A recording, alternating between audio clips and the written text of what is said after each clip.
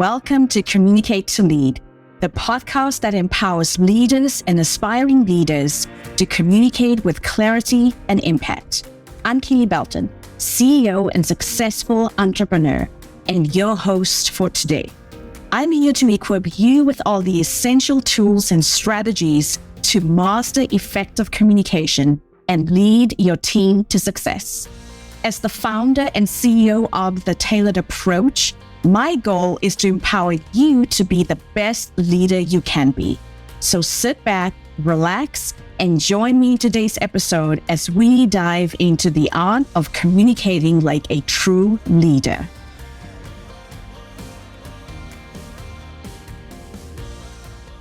I asked my manager 3 times this month for feedback on the project proposal, and each time she said, "Looks good," without even reading it. When I brought up my development goals, she said, "We should definitely talk about that." And then, nothing. She used to be so engaged, but now it feels like she's just going through the motions. I don't know if she's overwhelmed, burnt out, or just doesn't care anymore, but I'm starting to feel invisible. If that scenario sounds painfully familiar, if you're nodding along thinking, that's exactly what I'm dealing with, then you need to hear what I'm sharing today. Welcome back to Communicate to Lead. I'm your host, Kele Belton, communication and leadership facilitator, coach, and consultant. Every Thursday, I bring you relatable stories, actionable strategies, and frameworks that you can apply immediately to advance your leadership journey. Today, we're tackling something that's affecting millions of professionals right now. How to navigate your career when your manager has essentially checked out. Whether they are overwhelmed, burned out, or quietly coasting until their next opportunity or their retirement, a disengaged manager can feel like a roadblock to everything you are trying to achieve. But here's what you need to understand from the start. A checked out boss doesn't have to check out your career advancement. In fact, learning to lead up effectively in the situation might be one of the most valuable leadership skills you can develop. Today, I'm going to show you exactly how to get what you need, protect your career trajectory, and even accelerate your growth when your manager isn't providing the leadership you deserve. By the end of this episode, my friend, you'll have a clear roadmap for thriving despite and sometimes because of an absent manager. Let me start by saying this. Your manager probably isn't a bad person. They are most likely dealing with their own challenges that you might not be aware of. But understanding what's happening doesn't mean you have to suffer professionally because of it. Here's what quiet quitting looks like in managers. They are physically present, but mentally absent. They show up to meetings, respond to emails eventually, but there's no strategic thinking or proactive leadership happening. They are doing the bare minimum to keep things running without actually leading or managing.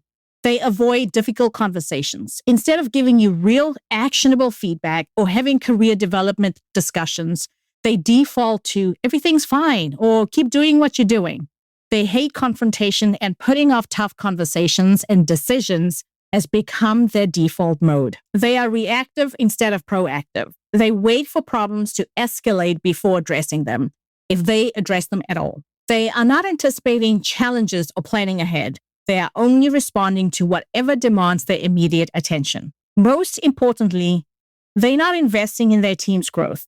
The coaching, mentoring, and development that should be happening, it's probably not happening.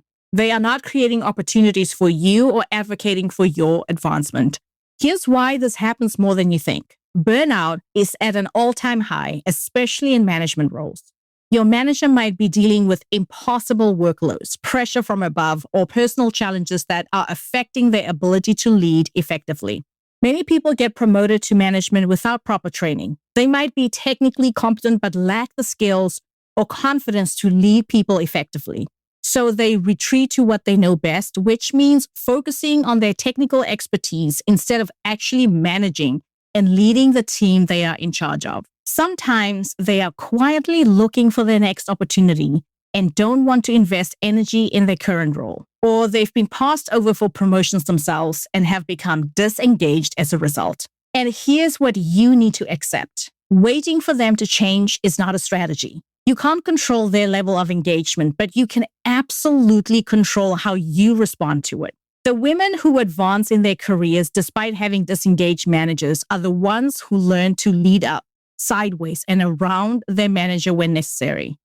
They become skilled at getting what they need without waiting for it to be handed to them. When your manager checks out, they create a leadership vacuum. And most people don't realize that leadership vacuums are actually career opportunities in disguise. When your manager isn't providing direction, someone else needs to step up and provide it. When your manager is not making decisions, someone needs to be making them. When they are not communicating with other departments, someone else needs to build those bridges. That someone could be you. But here's the critical distinction. There's a difference between stepping up strategically and simply doing and taking on more work. We're not talking about doing your manager's job for them.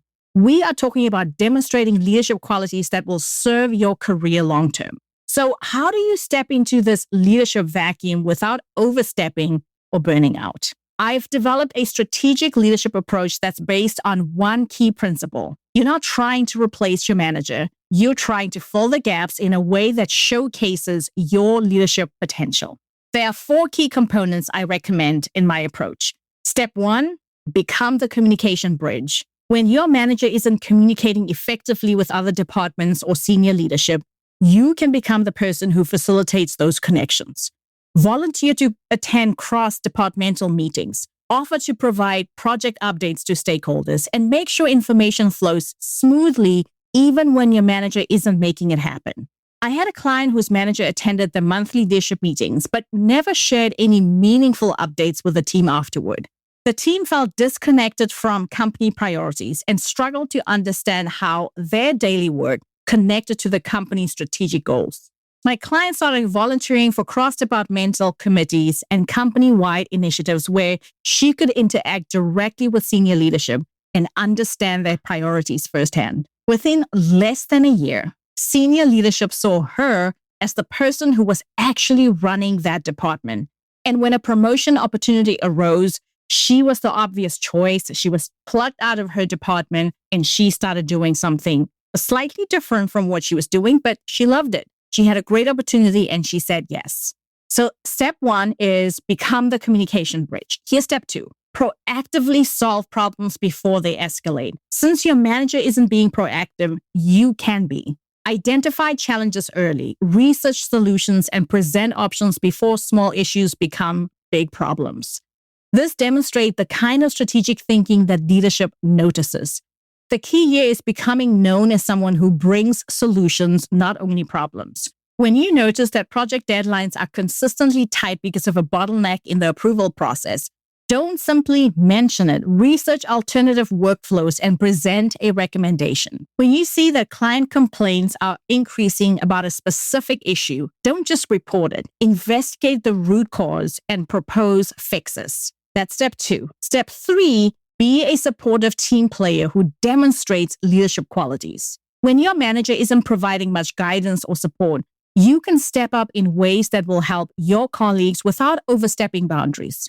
Offer to help struggling team members, share knowledge and resources, and be the person who maintains a positive attitude even when morale is low. This might look like offering to help a colleague with a challenging project, sharing useful articles or insights with your team, or simply being someone who listens when team members are frustrated. You're not trying to manage anyone. You're not trying to replace your manager, but you are demonstrating the kind of supportive leadership qualities that other leaders notice. When your team performs well and maintains good morale despite management challenges, people will remember who contributed to that positive environment.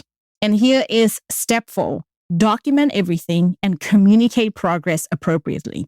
Since your manager might not be tracking or reporting team accomplishments, you need to make sure wins are visible. Send regular updates to your manager highlighting team achievements and volunteer to present team results when appropriate opportunities arise. For example, you might volunteer to give the team update at department meetings when your manager typically just says, everything's going well. The key to doing this successfully is framing everything in terms of supporting your manager and the team's success, not replacing your manager. You are not trying to make your manager look bad.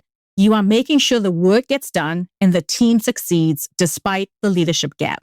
Here's a real example. I worked with someone whose manager was completely overwhelmed and barely responsive. Instead of waiting for directions, she strategically chose to focus on the most visible, high-impact problems that affected multiple departments. She became known as someone who could solve complex issues and communicate solutions clearly. When there was a leadership opportunity that came up, she was asked and invited to apply for the position because she had demonstrated strategic thinking and leadership qualities, not because she did everyone else's work. So the key here is not trying to do your manager's job, not trying to do all the things, but instead asking yourself, how can you strategically support your manager? How can you strategically support your team while getting visibility for yourself? Here's where you can start this week. Identify one area where your manager's absence is creating a gap. Maybe it's communication with another department, proactive problem solving, or documenting team wins. Choose one small way to fill that gap that positions you as a leader, not just someone taking on extra tasks. So that's all about the leadership vacuum and what you can do when there is a leadership gap. Next up, let's talk about building your skip level relationships. When your direct manager isn't advocating for you or providing the visibility you need, you have to create alternative pathways to advancement. This is where skip level relationships become absolutely critical. Your skip level manager is your manager's manager, and they are often unaware of the leadership vacuum you are dealing with. From their perspective, your department might seem to be running smoothly, so they don't realize that you are the one making things happen. But approaching skip level relationships requires strategy, not desperation. You can't simply bypass your manager and start complaining about them. That will backfire spectacularly and damage your reputation. Here's the strategic approach instead. Step 1, create legitimate reasons to interact. Look for projects, initiatives, or committees that naturally put you in contact with senior leadership. Volunteer for company-wide initiatives, or join employee resource groups, or offer to help with strategic projects that cross departmental lines. That is step 1. Step 2, become a reliable source of information. Skip level managers often lack visibility into what's really happening at the operational level. When you interact with them, share insights about trends you might be seeing, challenges the team might be facing, or opportunities that you have identified. Step 3, demonstrate your problem-solving abilities, not simply how good you are at reporting problems. When you do need to escalate issues that your manager isn't addressing, always come with solutions. Instead of saying, our manager never gives us feedback, you might say something different. I've been thinking about ways to improve our team's development process, and I'd love to get your thoughts on some ideas I've been researching. Notice the difference between the two. The one is complaining. The second one is being proactive and sharing what you would like to get out of the conversation and then asking them for their thoughts on that. Step 4, make your contributions visible without throwing your manager under the bus. Find ways to communicate your role without making your manager look bad. I know I've said this before, but it bears repeating.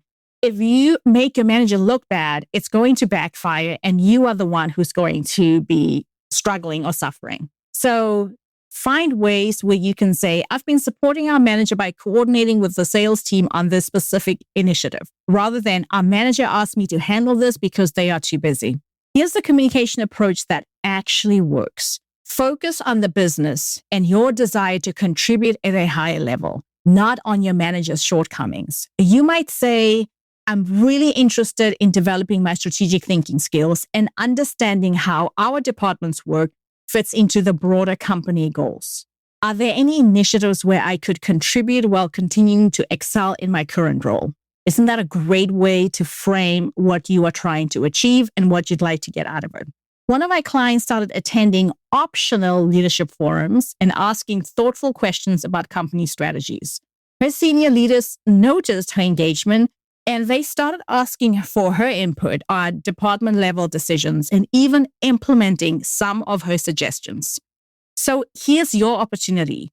Identify one senior leader who you should have a stronger relationship with, or at least who you would like to have a stronger relationship with. Someone who influences decisions about roles like the one you want to have in the future. Find one legitimate reason to interact with them this month, whether that's volunteering for a project, asking for insights about industry trends, or simply offering to help with an initiative. Next up, let's talk about creating your own development plan. Because when your manager isn't providing career development, you can't wait for it to happen. You have to create your own development opportunities and make them visible to the people who matter.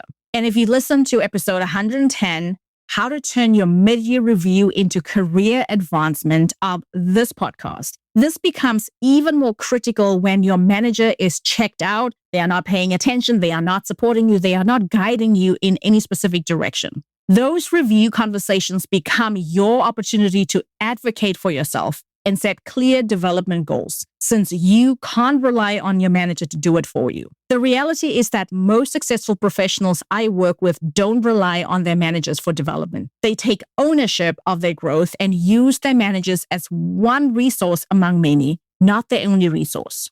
Here's how to create a development plan that works even with a disengaged manager. Step 1, identify the skills and experiences you need for your next role.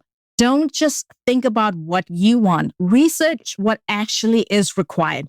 Look at job descriptions for roles you want. Talk to people who have those roles and understand what capabilities you might need. Step 2, find development opportunities that don't require your manager's approval. Your company probably offers training programs, cross-departmental projects, or leadership development initiatives you can join independently. External options like industry conferences, professional associations, and online courses are equally valuable. Or choose to work with yours truly on a one-on-one basis, or join my program called Ignite Your Leadership Power Incubator when registrations open in the fall. The key is being strategic about what you choose. Step 3, find mentors and advocates outside your direct reporting line. I can't stress this enough. Find somebody outside your reporting line. Look for senior leaders in your organization who demonstrate the kind of leadership you want to develop. Ask them if they'd be willing to provide informal mentoring or career advice. Most senior leaders are happy to help high potential employees who are proactive about their development. Let me tell you about one of my clients who completely transformed her situation. I worked with a woman whose manager gave the same generic feedback every review. Keep up the good work.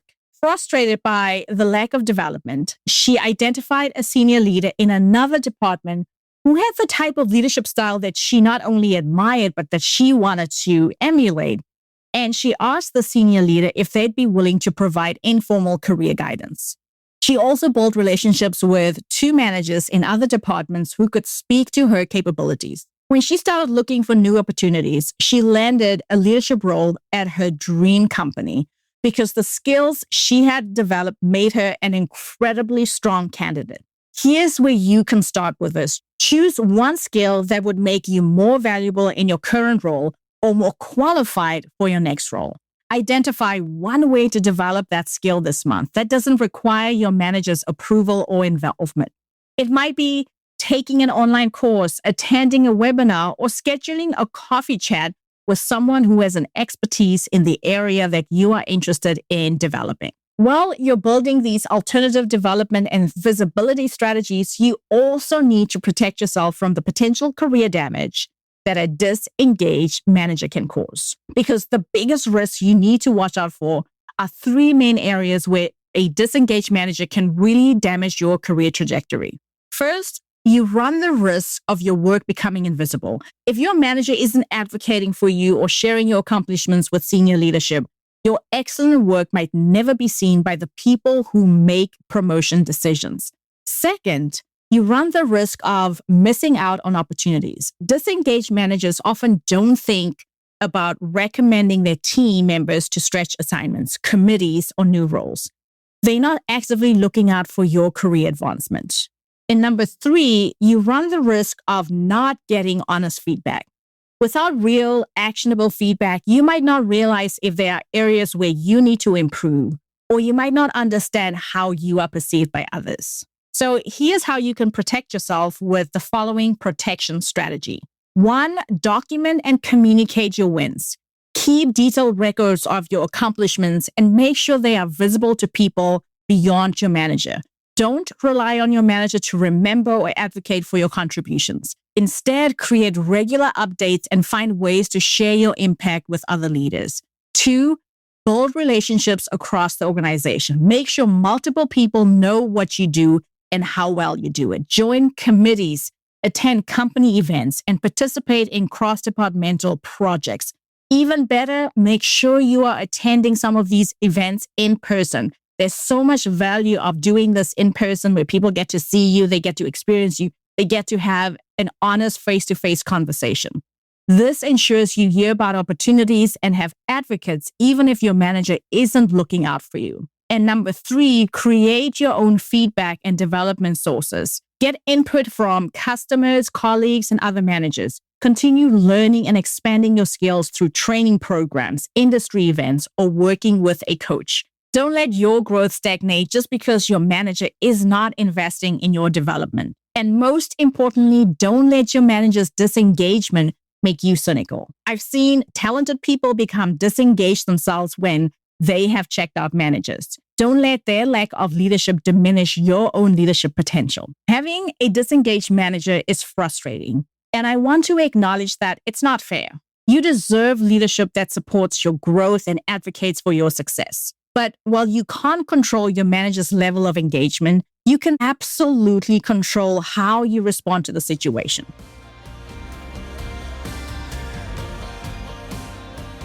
The strategies we covered today, filling leadership vacuum strategically, building skip-level relationships, creating your own development plan, and protecting your career trajectory, these aren't simply survival tactics.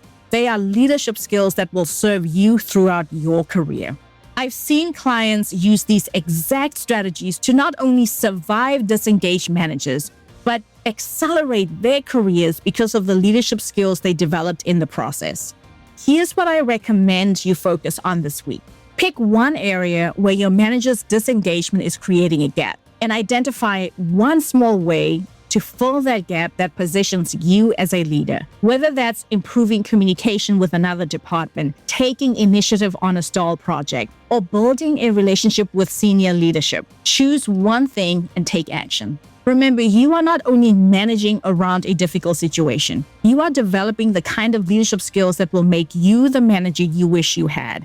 And that's going to serve you well no matter what happens with your current situation. If this episode resonated with you, I'd love to hear about it. Send me a message on LinkedIn or Instagram and let me know which strategy out of the 4 you are going to implement first. Sometimes the most challenging leadership situations create the biggest opportunities for growth. Until next Thursday, my friend, I am Kele, reminding you that great communication is the foundation of inspiring leadership. Keep learning, keep growing, and remember to communicate to lead.